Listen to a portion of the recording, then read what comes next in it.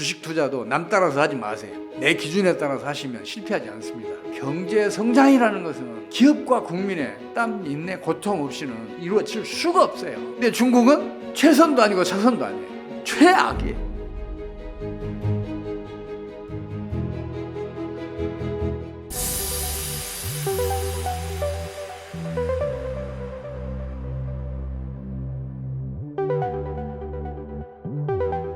중국이 바보 같은 짓거리 한 거죠.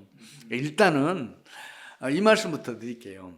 어느 나라가 다른 나라를 봉쇄해서 성공한 사례가 역사적으로 하나도 없어요. 봉쇄를 하잖아요. 봉쇄당한 나라의 기업들은 일단 살아남아야 되잖아요. 그렇죠. 필사적인 노력을 기울여요. 그래서 수입해온 것들도 전부 자체 생산을 해내요. 그러면서 오히려 봉쇄당한 나라들의 경제 상황은 더 좋아지고 봉쇄한 나라들은 경제 상황이 더 나빠졌던 게 지금까지 역사적인 사례예요. 네. 미국이 영국에 의해서 봉쇄당한 적이 있어요. 독립 직후에. 근데 미국 경제는 그걸 기반으로 해서 빠르게 성장을 해요.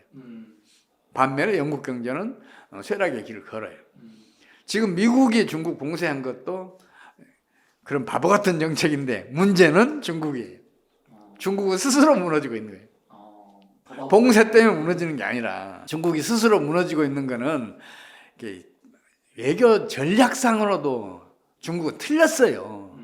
손자병법에 이런 얘기가 있잖아요. 싸우지 않고 이기는 게 최선이다. 최상의 전력은 싸우지 않고 승리하는 거예요. 차선은 이겨놓고 싸우는 것이다. 이겨놓고 싸우면 무조건 승리하잖아요. 근데 중국은 최선도 아니고 차선도 아니에요. 최악이에요. 질 게 뻔한데 싸우고 있는 거예요. 이런 바보 같은 그 전략을 펼치는 나라가 어디가 있어요. 중국은 여러 면에서 아직 미숙해. 경제 정책에서도 미숙하고 외교 정책에서도 미숙하고. 그리고 더 문제는 뭐냐면 중국의 국뽕, 이제 1대1를 대표로 하는 이제 중국몽 뭐 이런 국뽕이 있잖아요. 이거는 진짜로 위험해요. 그게 바람직하게 보이잖아요. 근데 바람직한 게 진짜 바람직한 결과를 내면 아이 세상에 그 잘못되는 나라가 어디가 있겠어요. 중국몽, 국뽕 이게 중국 경제에 더 결정적인 타격을 입힐 것으로 저는 봐요. 우리 그 조선 왕조도 그랬잖아요. 갑자기 쇄국 정책을 펼치면서 망하는 길로 가잖아요. 우리나라가 일본보다 대외 개방을 불과 20년 늦었어요. 이게 극복할 수 있는 시차가 아니라고요. 네. 얼마든지 극복할 수 있단 말이에요. 20년이라는 건 그렇게 길지 않잖아요. 네. 우리 2000년대하고 지금 2020년대인데 2000년대가 뭐가 많이 달라졌어요? 크게 안 달라졌잖아요. 기간은 20년이라고 뭐 엄청나게 긴 기간처럼 느껴지지만 네. 그때 만약에 쇄국 정책을 펼치지 않고 일본처럼 좀 더 개방을 해서 국내 산업, 국내 기업, 조선 백성들을 국제 경쟁에 노출시켰더라면 필사적인 노래를 기울여서 살아났을 거예요. 이건 나라도 살아났을 거라고요. 그런 사례가 미국에서 있었어요. 아, 그래요? 미국은 그 닉슨 정권 때 거의 경제가 망가져 갔었어요. 그때 당시에 그 일본 독일에서 뭐 추월당하기도 했지만 또 그 네 마리 용이라는 그 한국, 홍콩, 싱가포르, 뭐 대만 등등에서 지금 그 유혹을 받고 있었어요. 그런데 닉슨 정권은 그거를 봉쇄 정책으로 대응을 해요. 지금은 아는 사람들이 별로 없을 테지만 어떻든 간에 MFA라고 섬유 제품에 대해서 대대적인 수입 억제 정책을 펼쳐요. 심지어 쿼타를 배정해 주기도 하고 관세도 대폭 인상하고 수입품 전체에 대해서 그 수입 페널티를 10% 물리기도 하고 또 자율규제라는 미명하에 철강도 그 수출 규제를 했었고 자동차 마찬가지로 그런 정책을 펼쳐요. 그런데 미국 경제는 물론이고 미국 기업들조차도 다른 나라들 기업들보다 계속해서 경쟁이 떨어지는 거예요. 그러니까 1976년대 카터 정권이 들어섰는데 이 카터라는 분은 미국 정치인 중에서 가장 진보적인 사람으로 알려져 있어요. 근데 이 사람이 놀랍게도 모든 것을 다 그 규제를 없애요. 그래서 미국 경제 전체도 국제 경쟁에 노출시켰고 미국 기업들도 노출시켰고 미국 산업도 다 노출시켜요. 그 미국 기업들, 미국 국민들 당장에 죽을 맛이잖아요. 미국 기업 같은 경우는 오늘 망할지 내일 망할지 모르잖아요. 그러니까 살아남기 위해서 죽을 힘을 쓴단 말이에요. 결사적인 노력을 기울이면 누구다가 못 이겨요. 그러면서 미국 경제가 슬슬 살아나기 시작해서 1980년대에는 정보통신 혁명을 바탕으로 세계 경제를 다시 지배하는 위치에 가게 돼요. 이제 미국만큼 번영하는 나라가 어디가 있어요? 개혁 개방이 안 좋은 것처럼 보이잖아요. 근데 중국 경제는 오늘날 중국처럼 이렇게 세웠잖아요. 미국도 그 쇠락해가던 미국 경제가 지금은 세계에서 최강의 경쟁력, 성장력을 갖게 돼 있잖아요. 경제라는 것은 그럴듯하게 보이는 게 꼭 바람직한 결과를 내는 경우가 오히려 드물어요.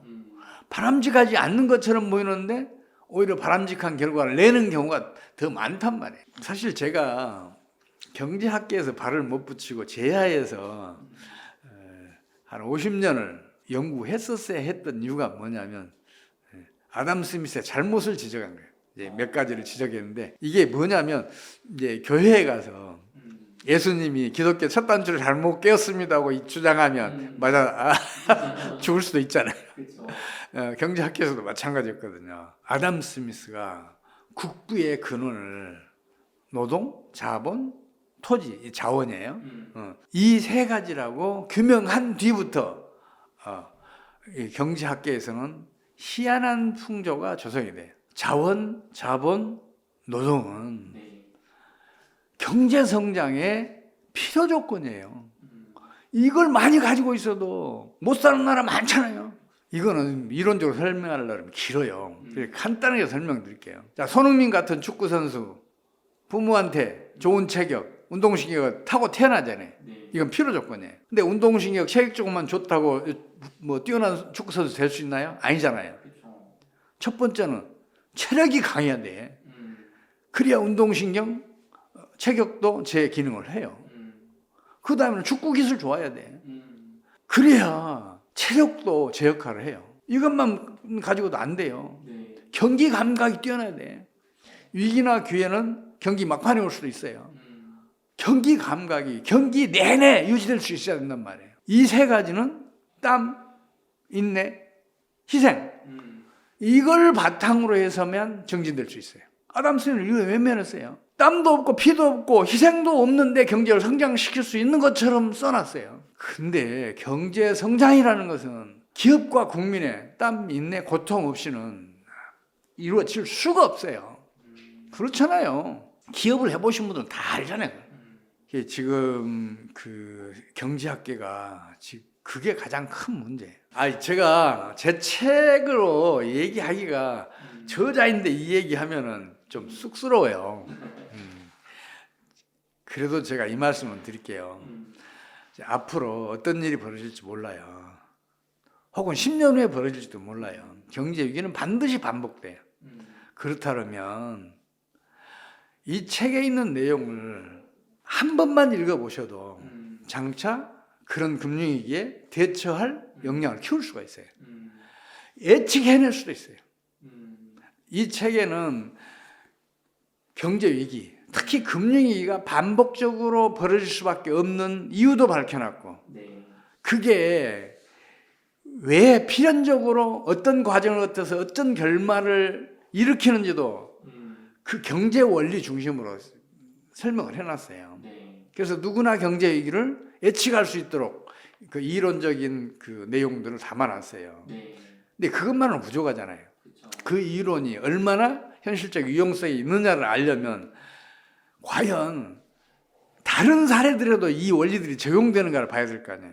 그래서 이 책의 그 3분의 2 이상이 세계 경제가 지금까지 그 겪었던 대표적인 그 경제 위기들 이건 모두 다 망라해서 자세하게 써놨어요. 특히 이제 제가 자랑하고 싶은 거는 지금까지 그런 위기들에 대한 분석 진단이 잘못됐었다. 그 얘기를 여기에 박혀놨어요. 만약에 그 다른 분들의 분석 진단이 옳았더라면 심각한 경제 파국? 이건 안 올 수도 있었어요. 근데 파국적인 위기를 몇 번을 겪었잖아요. 그럼 진단이 틀렸다는 얘기죠. 일본의 경제위기는 아까 말씀드렸잖아요. 경상도지 만성적인 흑자가 지금 초장기 경기 부진을 불러일으켰다는 말씀을 드렸는데 그 누구도 얘기 안 했어요. 2008년 금융위기에 대해서도 많은 사람들이 여러 원인을 제기하는데 그거는 금융위기가 진행되는 과정에서 벌어지는 일이에요.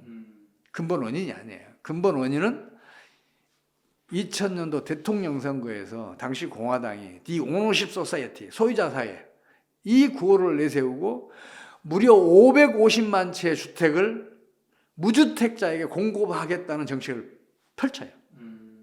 그걸 위해서 페니메이, 프레디맥을 동원해서 파생금융상품을 개발하게 해요. 초기에는 페니, 프레디맥이 그 개발을 통해서 엄청난 이익을 남겨요.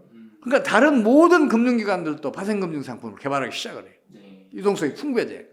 그러니까 그 550만 채의 주택이 잘 팔리기 시작을 해요. 부동산 가격도 계속 올라가요. 근데 그게 거품을 일으켜요. 그래서 그 거품이 꺼지면서 금융위기가 터진 거예요. 이런 등등 지금까지 알려졌던 것과는 전혀 다른 진단 분석을 해놓고 있는데 이게 맞다고 저는 봐요. 그래서 정책 당국자 그리고 투자자 그리고 일반 개인들도 이 책을 한번 읽어봤으면 좋겠어요. 그러면 장차 닥칠지도 모를 경제 위기에 현명하게 대처해서 큰 피해를 보지 않을 수 있다고 저는 보고 있거든요. 제가 오늘 여러 말씀 드렸는데 남들이 얘기하는 거 별로 가슴에 와 닿지 않는 경우가 많아요. 그래 맞아 하고 가슴에 와 닿았더라도 그걸 행동으로 옮기는 데까지는 또 그 많은 장애들이 있어요. 사람이라는 게 확증 편향이라는 게 있대요. 사회심리학에서 그런 얘기를 해요. 내가 예측하고 내가 해내놓으면 그걸 자기가 스스로 믿어요. 그러면서 그 믿음에 따라서 행동을 해요. 그래서 여러분께서는 좌고우면 하시지 마시고 본인이 직접 경제를 진단하고 분석하고 예측하는 그 일을 직접 해보시기를 제가 권하고 싶어요. 아마 거기에 이 책이 많은 도움이 되실 수도 있겠다 하는 생각이 들어요. 그래서 여러분들이 직접 해보시기 바랍니다. 그리고 주식 투자도 남 따라서 하지 마세요. 내 기준에 따라서 하시면 실패하지 않습니다. 그리고 주식 투자에서는 버는 것보다 잃는 게 더 훨씬 더 위험하다고 생각을 하시기 바랍니다. 예를 들어서 100에서 50%를 잃었으면 다시 수익률을 100% 올리기 위해서는 4배의 수익률을 기록해야 된다는 명심하시기 바랍니다. 실패하지 않는 게 가장 중요합니다. 그래서 그 길을 꼭 찾으시기 바라고 제발 지금처럼 세계 경제, 우리 경제가 앞날이 불투명할 때는 신중하게 그리고 수비적으로 경제 활동을 하시기를 마지막으로 제가 당부드리고 싶습니다. 감사합니다.